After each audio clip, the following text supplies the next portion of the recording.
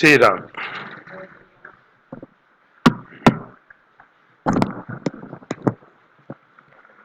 श्री राम। जब एक जगह से दूसरी जगह जाते हैं, बस, ट्रेन, आदि से हम, या घर से आश्रम आते हैं, तब नियम का जरूरी सामान यही उपयोग करें या फिर अलग अलग रखना चाहिए?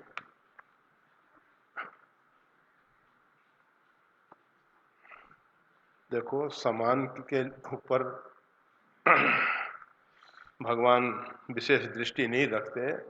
भगवान की दृष्टि आपके हृदय पे होती है कि आपका हृदय किस भाव से नित्य नियम कर रहा है, भजन साधन कर रहा है, तो उस पे ज़्यादा जोर देना चाहिए। और अगर व्यवस्था इस प्रकार की है कि अलग अलग रख सकते हैं तो अच्छी बात है। और अगर एक ही सामान से दोनों जगह या सब जगह निर्वाह हो जाता है तो भी अच्छा है। उसमें कुछ सामान से बहुत फर्क पड़ जाएगा ऐसा नहीं है।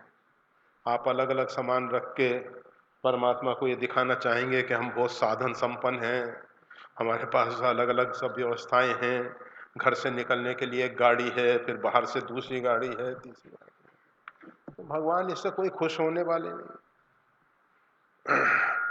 भगवान को अपनी प्रभुता नहीं दिखानी है, प्रभुता परमात्मा की है।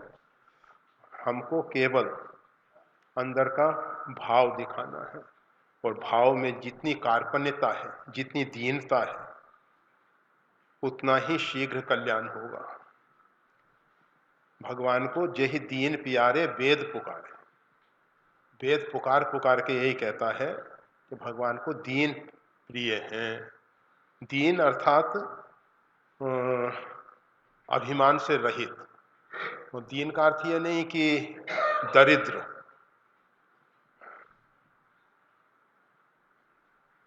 दरिद्रता अर्थाभाव का नाम है। वैसे दरिद्रता अनेक प्रकार की होती है, वो भी एक चित्त की वृत्ति है, दरिद्रता।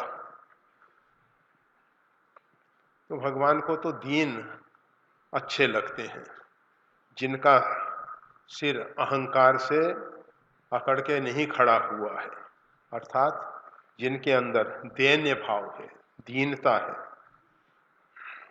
वो ही भगवान को ज़्यादा प्रिय है। तो बस मुख्य बात इस पर ही जोर देना चाहिए कि हमारे अंदर दीनता कैसे आए, और दीनता लाने की कोशिश नहीं करनी है। सहज समझ से दीनता है कि अहंकार करने जैसा कुछ है ही नहीं, कुछ नहीं है,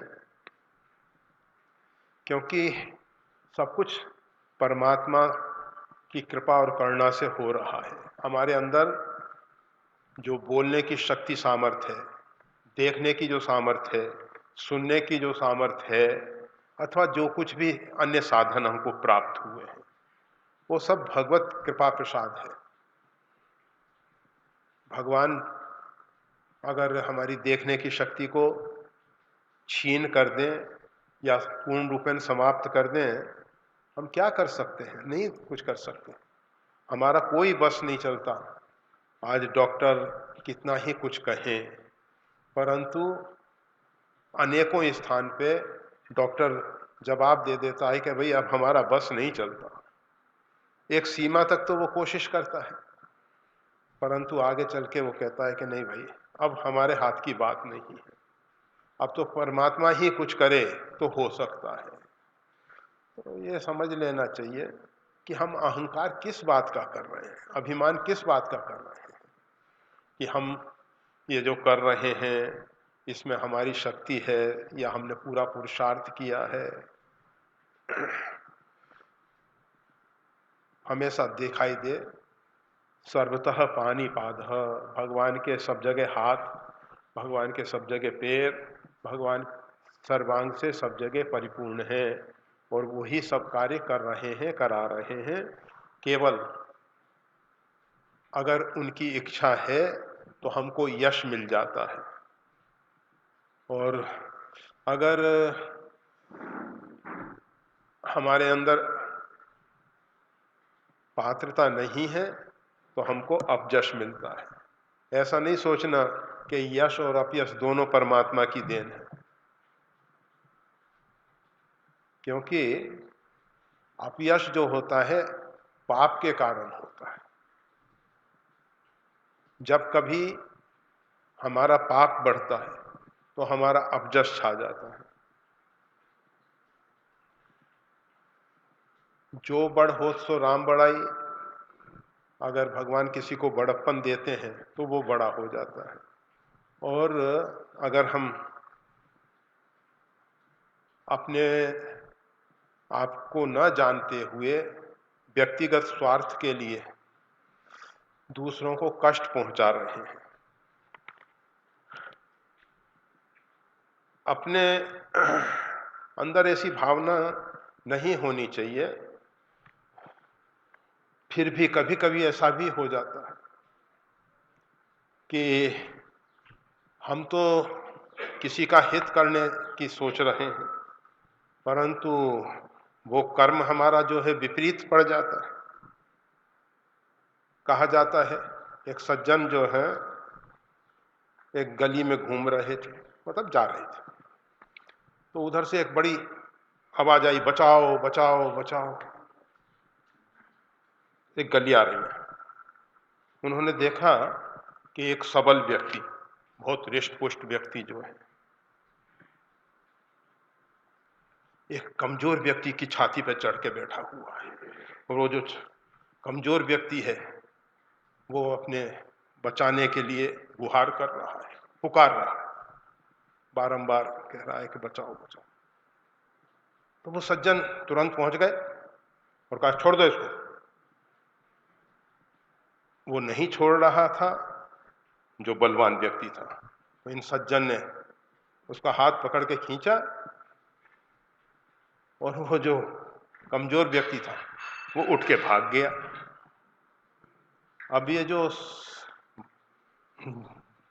वजनदार जोरदार व्यक्ति था, इसने बताया कि देखो वो चोर था, मेरी जेब में से पैसे निकाल के भाग रहा था, मैंने उसको पकड़ के दबोच लिया था और तुमने उसको छुड़ा दिया, तुम चोर के साथी हो। अब बताओ, उस व्यक्ति ने तो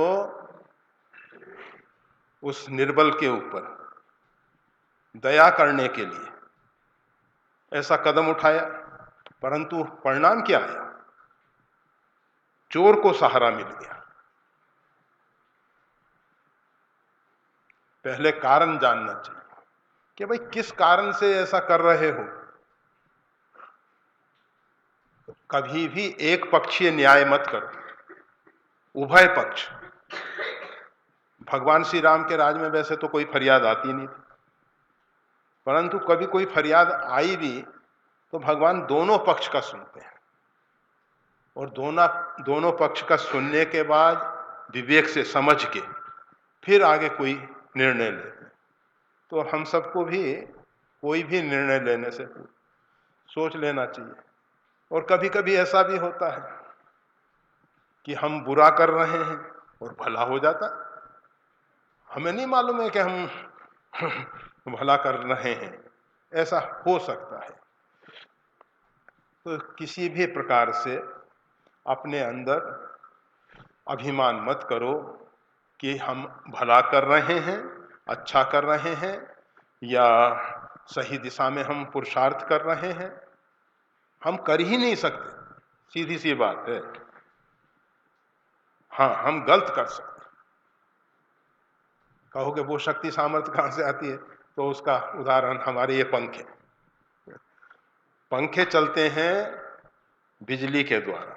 उपकरण सही है तो सही गति में पंखा चल रहा है, और अगर पंखा खराब हो गया बिजली है, फिर भी पंखा नहीं चलता। और कभी कभी पंखा बहुत आवाज करने लगता है, खड़खड़ करने लगता है, सही गति को नहीं प्राप्त होता। तो ये किसकी कमजोरी है? बिजली की नहीं है, ये कमजोरी है पंखे की, उपकरण की। इसी प्रकार से जो सही कार्य होता है वो परमात्मा की कृपा करना से होता है। जो कुछ भूल होती है, गुण तुम्हार समझई निज दोषा। मानस में सिद्धांत दिया गया है, गुण जो हैं वो परमात्मा के हैं, समझई निज दोषा। अगर दोष दुर्गुण है तो वो हमारे हैं। ये नहीं कि दोष दुर्गुण भी परमात्मा के हैं। परमात्मा ने हम सबको इस प्रकार से नहीं बनाया कि हम दुराचरण करें। ये तो हम ऐसे हैं कि बिना आचार संहिता को जाने स्वेच्छाचारी कर्म करने लग जाते हैं। हम जो भी कर्म करते हैं उससे पहले उसकी आचार संहिता को समझ लेना चाहिए। हमारे ऋषि महर्षियों ने हमको जीने के लिए आचार संहिता दी है, जीने का एक ढंग बताया है, एक कला बताई है। और हम उसको छोड़ दें और स्वेच्छाचारी जीवन जीने लग जाएं तो हम भी दुखी होते हैं, पूरा समाज दुखी होता है, और ये जो परमात्मा की बनाई हुई उत्तम कीर्ति प्रकृति है इसको भी कष्ट पहुंचता है। तो ठीक है, ये तो लगभग इन्होंने तो समान दूसरा रखे या ऐसा, उसमें कोई हमारे विचार से बहुत महत्वपूर्ण प्रश्न नहीं है। वो जैसी स्थिति हो वैसा कर लो, जैसी स्थिति हो। जब आपका विवेक कहे कि हाँ भाई दूसरी वस्तुएं साथ में ले जाने की ठीक है, चलते समय एक नया बैग तैयार करना पड़े, उससे अच्छा है कि एक बैग तैयार रहे, उठा के चल दो। हमारे पास ऐसी व्यवस्था नहीं है, हमें तो चलने वाले दिन ही तैयार करना पड़ेगा। श्री राम। चरणों में कोटि कोटि प्रणाम। भगवान में रोज जल में श्री राम नाम लिखते हुए राम रक्षा स्तोत्र करती हूँ, करता हूँ या करती हूँ वो पता नहीं है, जो भी है। और जल को पूरा परिवार को देती हूँ, तो करती हूँ। तो भगवान ऐसा करने से परिवार वालों का स्वभाव में आमूल परिवर्तन होता है ना। वो तो आपने देखा होगा कितना आमूल परिवर्तन होता है या नहीं होता है, वो हमसे नहीं पूछना चाहिए।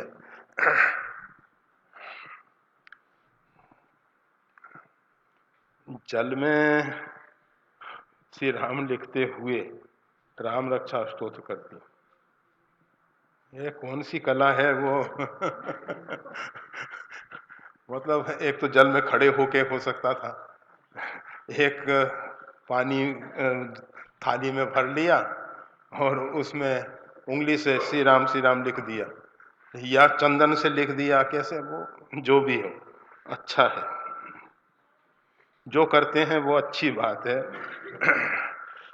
श्री राम नाम लिखते हुए राम रक्षा स्तोत्र करते हैं और जल को पूरा परिवार को देती हूँ। यहाँ तक अच्छा है, बहुत अच्छा है। अब ऐसा करने से परिवार वालों के स्वभाव में आमूल परिवर्तन, ये जो आमूल शब्द है ना, मूल कहते हैं जड़ को, मतलब जड़ से लेके ऊपर तक, आमूल का अर्थ ये होता है। अमूल नहीं है, ये आमूल है। तो ये आमूल परिवर्तन तो भाई हम नहीं कह सकते कि होता है, क्योंकि ये जीव जो बेचारा पूर्व जन्म में भिन्न भिन्न प्रकार के कर्म किए हुए हैं, तो उसके अनुसार संस्कार लेके आया है। बहुत बार आप सब देखते हैं कि छोटे बच्चे हैं और उनको देव स्थान पे ले जाओ, वो वो आसानी से भगवान को प्रणाम कर लेते हैं, भगवान को वंदन कर लेते हैं। और बहुत से ऐसे बच्चे हैं उनको लाख कहो, और जबकि माता पिता भगवान के लिए सेवा में 2-2, 3-3 घंटे देते हैं, ऐसे परिवार देखे गए। और बच्चा बिल्कुल विपरीत है। आप सब पुराने इतिहासों को देखोगे तो आप सब जानते हो, उग्रसेन के यहाँ कंस पैदा हो जाता है। अब उसको राम रक्षा से अभिमंत्रित जल पिलाओ या कुछ भी पिलाओ, उसकी बुद्धि कितनी सुधर सकती है, कहना कठिन है, कहना कठिन। और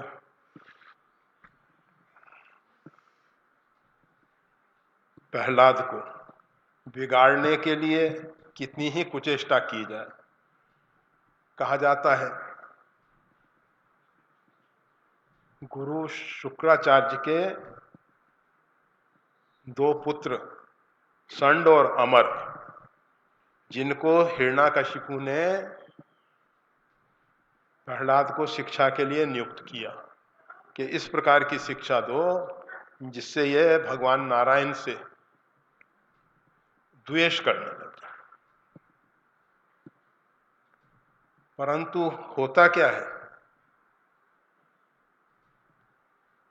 प्रहलाद जो अपने सहपाठी हैं, पढ़ने वाले अन्य विद्यार्थी, उनको लेके भी कीर्तन करता है। एक बार की घटना ऐसी कही जाती है कि हिरण्याकशिपु ने सोचा कि चलो देख के आए कि गुरुजी अर्थात संड और अमर प्रहलाद को किस प्रकार की शिक्षा दे रहे, किस प्रकार की शिक्षा दे रहे।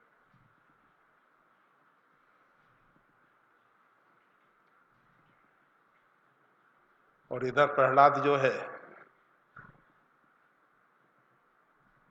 सबको इकट्ठा करके कीर्तन कर रहा है, मारने वाला है भगवान, बचाने वाला है भगवान, बाल न बांका होता जिसका, जिसका रक्षक कृपा निधान। वो खूब कीर्तन में मस्त हो रहा है, खूब कीर्तन में मस्त हो रहा है। उधर से संड और अमर को जब मालूम पड़ा कि हिरण्याकशिपु जो है आ रहा है देखने के लिए, तो वो दौड़े। उन्होंने देखा अरे ये बच्चे तो कीर्तन कर रहे हैं, भगवान का नाम कीर्तन कर रहे हैं, इनको रोक देना चाहिए, नहीं तो हिरण्याकशिपु भयंकर दंड देगा, भयंकर दंड देगा। उन्होंने एक बच्चे को पकड़ के उससे अलग करना चाहा, तो बच्चे के अंदर से जो पवित्र स्पंदन निकल रहे थे उसका असर उनको ऐसा हुआ वो भी कीर्तन में लग गए। अब वो संड और अमर दोनों भी कीर्तन में लग गए। पहले एक आया फिर दूसरा आया। जब हिरण्याकशिपु आया तो उसने देखा कि गुरुजी अर्थात संड और अमर दोनों जो हैं बच्चों के साथ, प्रहलाद के साथ कीर्तन में बहुत झूम झूम के, नाच नाच के मस्त हो रहे हैं, मस्त हो रहे। कहा वाह गुरु, यही शिक्षा देने के लिए आपको रखा था।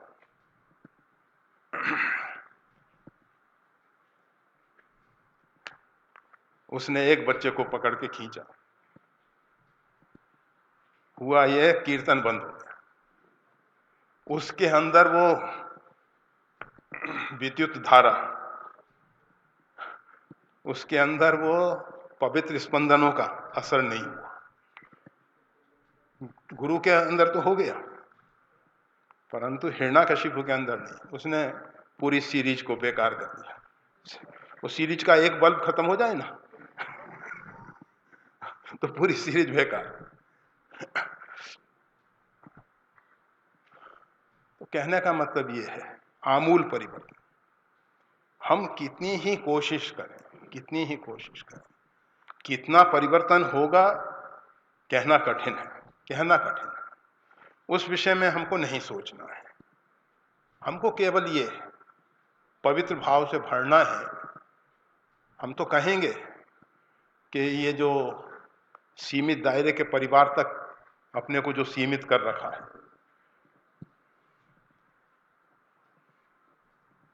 एक बहन रोज हमको अभी भी करती है प्रणाम, तो फोन पे कर, वो कहे कि परिवार वालों की तरफ से, अमुक की तरफ से, अमुक। हमने कहा सार्वभौम अस्तित्व की तरफ से क्यों नहीं कहते? तो अब उसने शुरू कर दिया है कि सबकी तरफ से प्रणाम करते। इसी प्रकार से हम कह रहे हैं कि केवल परिवार वालों के लिए ही क्यों, इस सीमित दायरे से बाहर आ जाएं। ये जो अहमता और ममता का दायरा है, ये अविद्या का दायरा है, ये अविद्या माया है। इस अविद्या माया से बाहर निकलना है और बाहर निकलकर सार्वभौम अस्तित्व के लिए हमको कार्य करना है। अब कहो कि इतना जल हम तैयार कैसे करें और सब तक कैसे पहुंचाएं, ये बात जरूर विचारनी है, जरूर विचारनी है। तो उस विषय में वो दो प्रकार से काम होगा। एक तो जल की जहां तक पहुंच है, परंतु श्रद्धावान को देने का। अश्रद्धालु को दोगे तो वो उसका तिरस्कार कर देगा, अपमान कर देगा और उसका दोष हमको लगेगा। इसीलिए प्रसाद, चरणामृत या इस प्रकार का पवित्र जल केवल उन्हीं को देना चाहिए जो श्रद्धालु। जो श्रद्धालु नहीं है, आपको मालूम है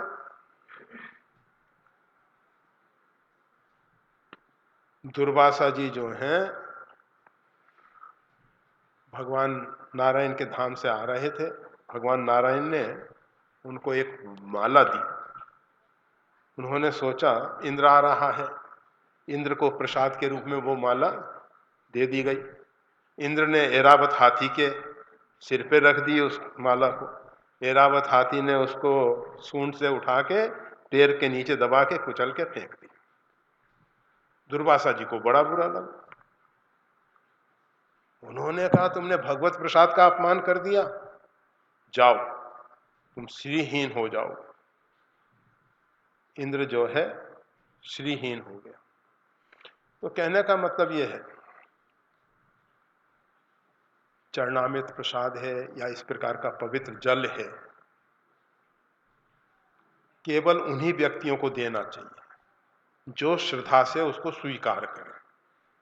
आप तो अपने पवित्र भाव से दे रहे हो, परंतु लेने वाला अगर उसको अपमानित कर देता है, उसका तिरस्कार कर देता है, उसकी उपेक्षा कर देता है, उसको फेंक देता है, तो हम अपराधी।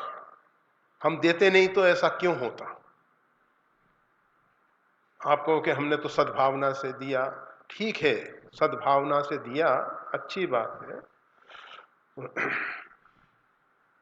परंतु ऐसा लोग कहा करते हैं, ये सर्प को दूध पिलाने से उसका विष और बढ़ता है। मतलब उसके शरीर के जितने भी रस हैं उन सब में वृद्धि होती है, तो उसके अंदर जो विष बनता है उसमें भी वृद्धि हो जाती है। तो अब हम तो दूध पिला रहे हैं उसको, परंतु उससे उसका विष बढ़ रहा है। दो ये जो दुर्जन है, अगर उनको सही उपासना भी बताई जाएगी तो उसका भी दुरुपयोग हो सकता है। जिस प्रकार से आतंकवादियों के पास परमाणु बम पहुंच जाएगा तो उसका विपरीत परिणाम ही आएगा ना। उनके पास जो भी हथियार पहुंचते हैं उसका उपयोग आतंक को फैलाने के लिए, उनका उपयोग किसी प्रकार का सद्कार्य के लिए नहीं, रक्षा के लिए नहीं होगा। तो इसलिए इस जल को पहली बात अहमता ममता के दायरे से बाहर निकलकर देना चाहिए। दूसरी बात, और सोच समझ के देना चाहिए कि कौन व्यक्ति अधिकारी है, कौन व्यक्ति अनधिकारी है। अनधिकारी को न दिया जाए, केवल अधिकारी को ही दिया जाए। और दूसरी बात हम ये एक और बता रहे हैं कि जल तो हम सीमित लोगों तक ही पहुंचा सकेंगे। स्वाभाविक है कि हम जल के लिए कितना ही बड़ा पात्र रख लें, कितना ही बड़ा पात्र रख लें, परंतु उसकी भी एक सीमा है, उसमें भी एक सीमित ही जल आएगा। जितना बड़ा पात्र है उतना जल आ जाएगा और उसको भी एक सीमा तक ही पहुंचा पाएंगे। तो अच्छा ये है, राम नाम के स्पंदन, राम रक्षा स्तोत्र के स्पंदन वायुमंडल में छोड़े। ये जो हमारे यहाँ मतलब भारत में वैदिक ऋचाओं का जो पाठ होता था, वैदिक मंत्रों का जो पाठ होता, सस्वर पाठ, उसके पीछे कारण यही है कि ऋषि महर्षि उन स्पंदनों को वायुमंडल में छोड़ते हैं। जहां तक वायु की गति है वहां तक वो स्पंदन जो हैं पहुंच के काम करते हैं, जहां तक वो पहुंच पाए। अब उसमें क्या होगा कि जो सही ग्राहक है ऋषिवर, वो तो उनको पकड़ लेंगे, उनको ग्रहण कर लेंगे।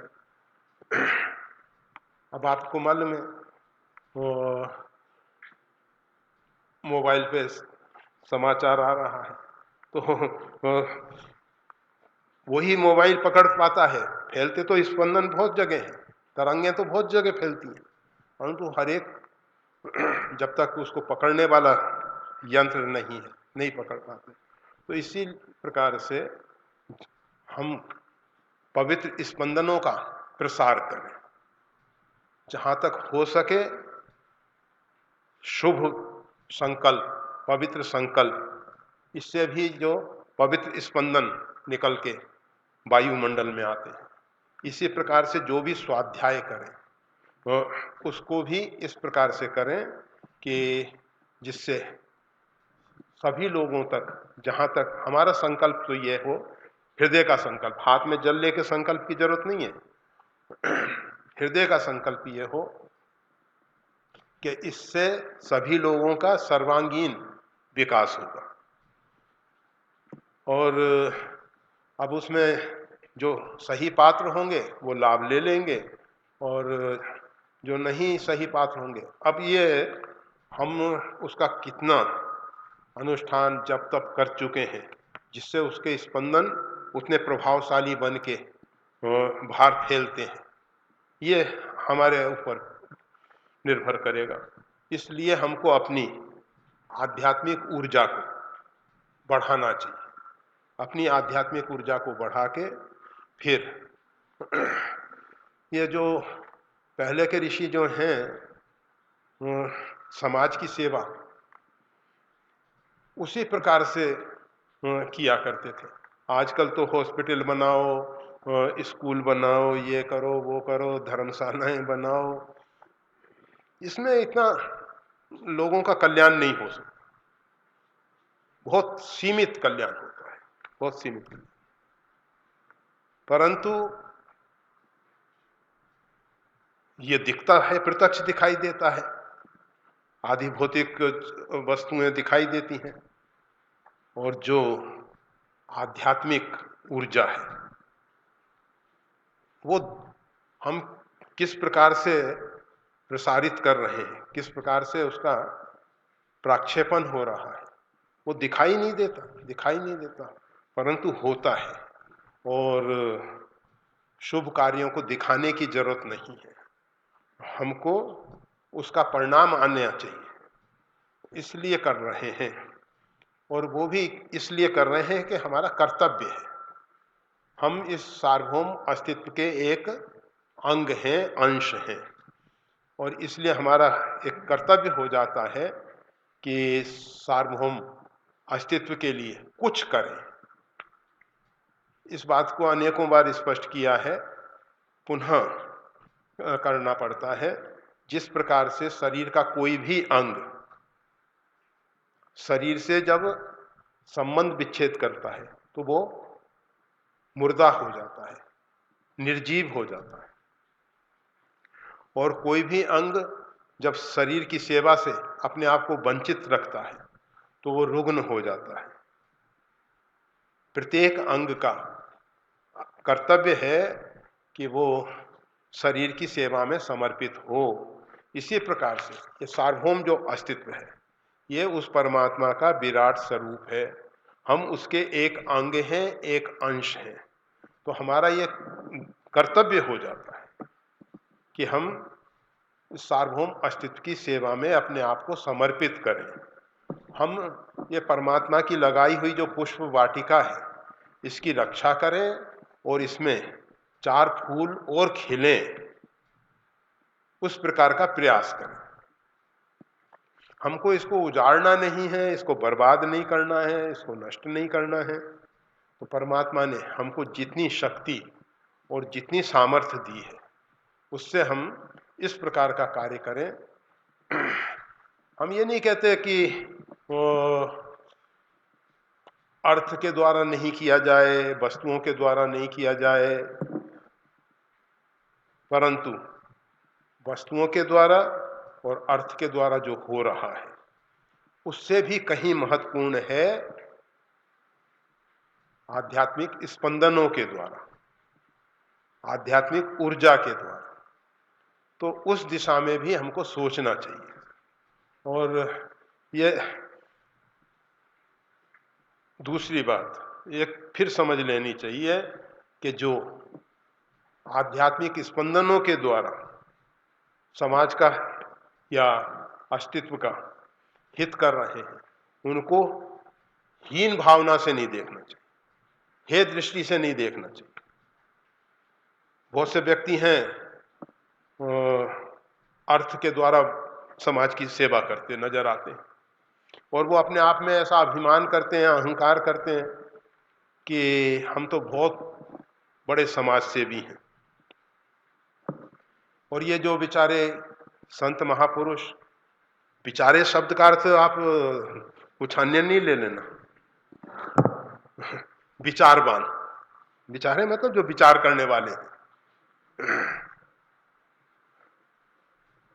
वो कैकेयी माता जी ने कहा ना, भई मंथरा सहाय विचारी, मंथरा ने विचार के द्वारा मेरा सहयोग किया। विचारी शब्द का अर्थ ऐसा नहीं कि बेचारी दया की पात्र, इसी प्रकार से कोई कहे कि ये बाबा जी तो संतों को बेचारा कह रहे हैं। विचारवान जो संत, उनकी हम बात कर रहे हैं। तो संतों को हीन भावना से न देखें। वो लोग जो अर्थ से सेवा कर रहे हैं अथवा वस्तुओं से सेवा कर रहे हैं, तो वो ऐसा न सोचें कि हम बहुत बड़े समाज सेवी हो गए, हम बहुत बड़े उपकारी हो गए और ये क्या सुबह से शाम तक माला टपकाते रहते हैं या नेत्र बंद करके ध्यान में बैठे रहते हैं। अरे भाई, अगर वो कुछ नहीं कर रहे तो भी बहुत अच्छा है। क्यों अच्छा है? कम से कम उन्होंने अहमता ममता का जो दायरा है, मैं और मेरापन का दायरा है, उससे तो निवृत्ति ले ली है। बहुत कठिन है अहमता ममता का त्याग करना, इतना सरल नहीं है, इतना सरल नहीं। तो अच्छे हैं। वो गोस्वामी तुलसीदास जी ने यही बात कही, ऊंचो कुल कई काम को जहन हरि को नाम, तुलसी भगत स्वपच भलो भजे रेन दिन राम। गोस्वामी तुलसीदास जी कहते हैं तुलसी भगत स्वपच भलो, वो चांडाल भक्त भी श्रेष्ठ है। भजे रेन दिन राम, जो दिन रात भगवान का नाम स्मरण कर रहा। ऊंचो कुल के ही काम को, वो ऊंचा कुल किस काम का? जहाना हरि को नाम, जो भगवान का नाम तो नहीं ले रहा है और अभिमान और अहंकार में अपने आप को जला रहा है। तो वैसे सभी अपने अपने स्थान पे श्रेष्ठ हैं। जिसके पास जिस प्रकार की योग्यता है, क्षमता है, उसका उसी प्रकार से उपयोग कर लेना चाहिए। अगर परमात्मा ने हमको बुद्धि दी, हमको बुद्धि का सदुपयोग करना चाहिए। भगवान ने हमको धन दिया, हमको धन का सदुपयोग करना चाहिए। भगवान ने हमको पदार्थ दिए, हमको पदार्थ का सदुपयोग करना चाहिए। भगवान ने हमको आध्यात्मिक साधना में बैठने के लिए अवसर दिया, तो उसका सदुपयोग करना चाहिए। साधना केवल अपने लिए ना हो, कोई भी कार्य केवल अपने लिए ना हो, सीमित दायरे के लिए ना हो, एक वर्ग विशेष के लिए ना हो, सबके लिए हो। सर्वजन हिताय, बहुजन हिताय, उसमें हमेशा सर्वजन हिताय की भावना होनी चाहिए। परंतु सर्वजन हिताय तो नहीं हो पाता, बहुजन हिताय हो जाए तो भी अच्छा है। सर्वजन हिताय इसलिए नहीं हो पाता क्योंकि हम जिस प्रकार से भावना करते हैं कि भाई किस किस प्रकार से व्यक्ति का एक आदर्श जीवन होना चाहिए, आश्रित प्रकृति वाले जो हैं वो विपरीत सोचते हैं। वो सोचते हैं नहीं नहीं ये गलत है। जिनके अंदर आश्री भाव है वो हमेशा सज्जनों के कार्य को उल्टा ही समझते हैं, विपरीत समझते हैं कि ये तो बिल्कुल गलत काम कर रहे हैं। तो इस प्रकार से बहुजन हिताय तो हो कम से कम, अर्थात समाज में जो आश्री विचारधारा वाले हैं वो कमजोर पड़े। इस पृथ्वी पे जब आश्री विचारधारा वाले संगठित हो जाते हैं तो समाज के लिए एक बड़ी समस्या बन जाती है। शरीर में अगर आप देखें, शरीर में कफ पित्त वात तीनों से शरीर चलता है, इसके बिना शरीर चलता नहीं, तीनों का आवश्यक है। परंतु अगर बात कहीं कुपित हो जाए, मतलब ये आयुर्वेद की भाषा में कुपित होना कहते हैं, अर्थात एक जगह रुक जाए तो वहां दर्द होने लगता है। और वही वायु जब संचारित होती है, चलती रहती है, शरीर के अंदर प्रवाहित होती रहती है, बहती रहती है, तो शरीर स्वस्थ रहता है। इसी प्रकार से पित्त, इसी प्रकार से कफ, जब ये श्वास नलिकाओं में कफ अवरुद्ध हो जाता है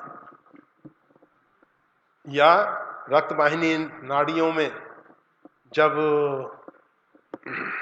चर्बी इकट्ठी होने लग जाती है तो ये शरीर के लिए एक समस्या बन जाता है, शरीर रुग्ण हो जाता है। तो आश्री विचारधारा वाले पहले तो जरूरत से ज्यादा ना बढ़ जाए, दूसरा संगठित ना हो जाए, इनको बिखेर देना चाहिए, बिखेर देना चाहिए।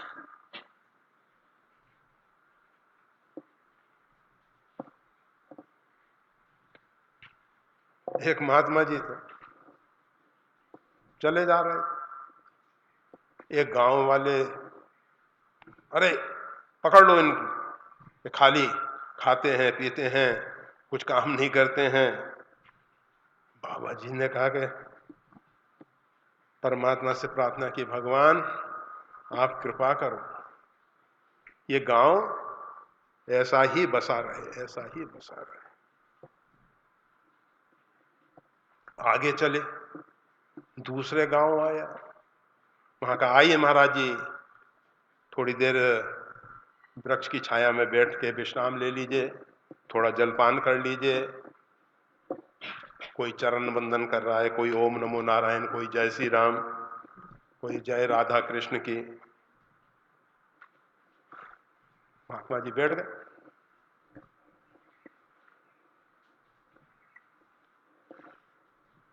वहां से कुछ समय बाद जब चले तो कहा कि ये गांव जो है उजड़ गया है, गांव उजड़ गया है। अब शिष्य जो था चक्कर में, उसने कहा गुरुदेव जिन्होंने आपको गाली दी, आपके साथ अभद्र व्यवहार किया, उनको तो आपने कहा कि बसो, खूब फलो फूलो, और इस गांव को आप उजड़ने की बात कर रहे हो। का देखो, वो अगर फैलेंगे समाज में तो पूरे समाज को खराब कर देंगे। दुष्ट लोग समाज में ना फैलें और सज्जन जो हैं पूरे विश्व में छा जाएं। हम हमेशा कहा करते हैं कि भारतीय जो है, मतलब भारतीय का मतलब भारतीय विचारधारा, भारतीय आतंकवादियों की हम बात नहीं करते। भारत में आतंकवादी भी हैं, सभी हैं, परंतु जो भारतीय विचारधारा वो पूरे विश्व में छा जाए, पूरे विश्व में, और वो समझें कि ये हिंदुत्व क्या है, हिंदू विचारधारा क्या है। अच्छा है, परंतु जो हमने पहले बात कही कि आश्वी तत्व संगठित होते हैं तो समाज के लिए परेशानी बन जाते हैं, और इसलिए ये प्रभावित होते रहे। अब दोनों को जरा समझ लेना, दोनों में कहीं आपको तो लग रहा होगा कि विरोध है, परंतु वास्तविकता यही है कि किस उद्देश्य से बात कही जा रही है उसको समझ लें। कि जिस प्रकार से शरीर में कोई भी बात, पित्त कफ एक जगह रुक जाने से रोग का रूप ले लेता है, इसी प्रकार से ये आश्वी तत्व एक जगह रुक जाने से, संगठित हो जाने से समाज के लिए एक समस्या बन जाएंगे। और वो जो महात्मा जी ने कहा था, उद्देश्य महात्मा जी का यही था कि ये लोग बस सीमित यहीं तक रह जाएं, इनकी विचारधारा यहीं तक सीमित रह जाए। तो बस अब इसमें तो लिखा है, तो भगवान ऐसा करने से परिवार वालों का स्वभाव में आमूल परिवर्तन होता है ना। तो परिवर्तन हो या ना हो, इसके विषय में हमको चिंता नहीं करनी है, केवल हमको तो अपना कर्म करना है, और कर्म करते हुए एक ही भाव रखना है कि परमात्मा इस शरीर को निमित्त बना के ऐसा कार्य ले रहे हैं। हम कुछ नहीं कर सकते थे, ना कर रहे हैं, ना करेंगे। परमात्मा ने इस जीव के ऊपर दया की, कृपा की, करुणा की, जो इस शरीर के द्वारा ऐसा कार्य लिया जा रहा है। और सीमित दायरे से ऊपर उठें, सार्वभौम अस्तित्व के लिए कार्य करें। जय श्री राम।